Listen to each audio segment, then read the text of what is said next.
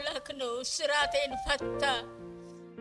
ሸክም መሄደው በሁለት እግሬ መቆም ጀመርኩ፣ መሄድ ጀመርኩ። ጌታ የተባረከ ይሁን።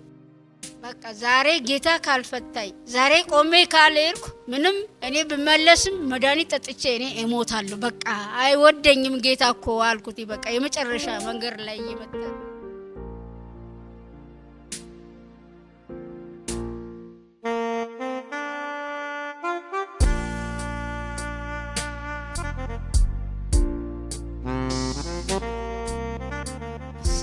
ሳነሽ ደመቃ ይባላል። ኗሪነቴ ወሊሶ ከተማ ነው፣ 09 ቀበሌ። ዛሬ እዚህ ቤተክርስቲያን መጥቼ እግዚአብሔር ድንቅ አደረገልኝ። 2 ዓመት ከ6 ወር ተኝቼ የሚያገላበጠኝ ባለቤቴ ብቻ ነው፣ ማንም የለኝም ነበር። እግዚአብሔር ድንቅ አደረገልኝ። እግዚአብሔር ድንቅ አምላክ ነው። ስራቴን ፈታ፣ ስራቴን በጣጠሰ። በሸክም መሄደው በሁለት እግሬ መቆም ጀመርኩ፣ መሄድ ጀመርኩ። ጌታ የተባረከ ይሁን። እግዚአብሔር መልካም ነገር አደረገ። በእውነት ያላሰብኩትን ነገር ከቤት ስመጣ ግን እንዲህ አልኩት ለባለቤቴ፣ እኔ ዛሬ ጌታ ካላየኝ፣ ጌታ ካልፈታኝ፣ ተመልሼ እንደዚህ ከሄድኩኝ መድኃኒት ጠጥቼ እኔ ሞታለሁ። አንተም ተሰቃየ፣ እኔም ሁሌ አልጋ ላይ ሆነ ኑሮዬ፣ የኔ መኖር ምንድን ነው እያልኩ እናገር ነበር። ዛሬ ግን ጌታ አየኝ። ዛሬ ግን እጆቹ ነካኝ። ስሙ የተባረከ ይሁን። ጌታ ይባረክ። 2 ዓመት ከ6 ወር አልጋ ላይ ነኝ። ያው የሚያገላብጠኝ እሱ ነው። ቁጭ ብዬ መሽናት፣ ቁጭ ብዬ መጸዳዳት አልችልም እንደ ሴቶቹ። ወንድ ልጅ ግን ብዙ መከራ ስቃያየ በባዶ ቤት ተኝቼ ገጠር ለገጠር እየሄደ እየለመነ በየቤተ ክርስቲያኑ እየለመነ ያው ይመግበኛል፣ ያሳክመኛል። መድኃኒት ግዛ ሲሉት መድኃኒት ይገዛል። ግን ያው ሁሉ አላዳነኝም፣ ዝም ብዬ ነው እንጂ። እግዚአብሔር ግን እምባውን አበሰ። አልጋ ለቀን አይደለም ለሌሊት ነው የታዘዘው። እኔ ግን ቀንም ሌትም ነው ምተኛበት የነበረ። ማንም ያየኝ የለም። ግን በዚያ ሁሉ እግዚአብሔር ትልቅ ነው። እግዚአብሔር መልካም ነው፣ አይጥልም። እግዚአብሔር ኃያል ነው፣ ማንንም አይጥልም። የማንም እንባ ባደዳ አይደለም እግዚአብሔር።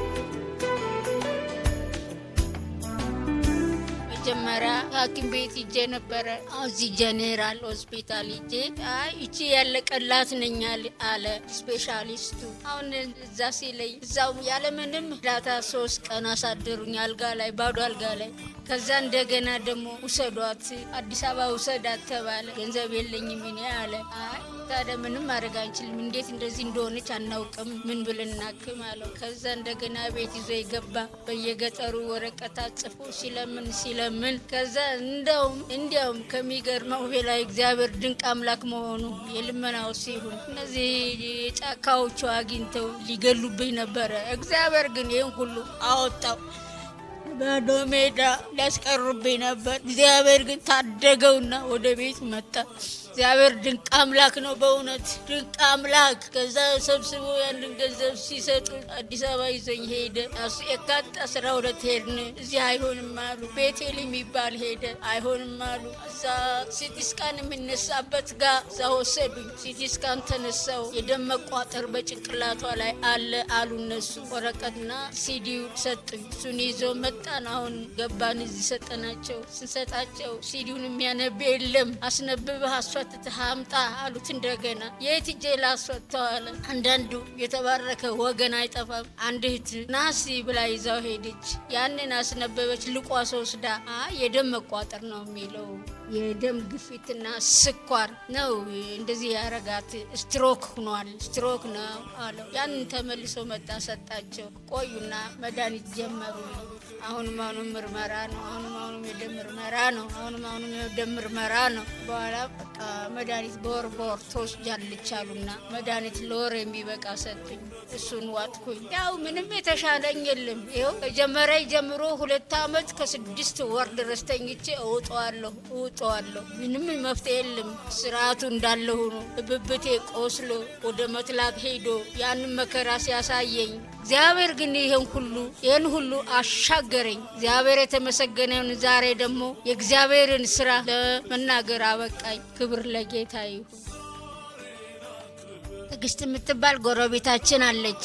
አሁን አጋጣሚ እሷ እየመጣች ታይኛለች። ዩኒቨርሲቲ ነው እንጀራ የምትጋግር። አሁን እዚህ ትመጣለች። እዚህ ስትመጣ እዛ ሀባስ ጋር ቸርች አልኮ የት ነው ሀባስ የሚባለው አልናት።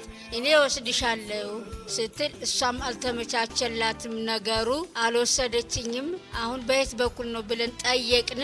ስንጠይቅ እንደዚህ ነው በሆስፒታሉ ፊት ለፊት በዛ ስትሄዱ ማንም ያሳያችኋል አለች።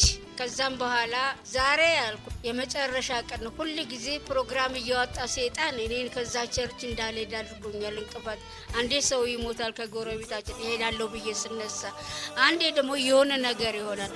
አንዴ ደግሞ አይኔን አሳበጥና እዚህ ጋር የጠቆረው አይኔ ይፈነዳ። እዚህ ጋር ሲፈነዳ በዛ ምክንያት ሳልመጣ ቀረው ወደዚህ። አሁን ያ ደግሞ መድኃኒት እዚህ አመጣ። እሱን ሱጥ እየደረቀ መጣ። አይኔ ሊያጠፋኝ ሰይጣን በብዙ አቀደልኝ፣ ግን አልቻለም። እግዚአብሔር ጣልቃ ገባና ከዛም በኋላ ዛሬ አልኩት በቃ የመጨረሻ ቀናችን ነው እንሄዳለን። እንግዲህ እሱም እሄዳለሁ አለ።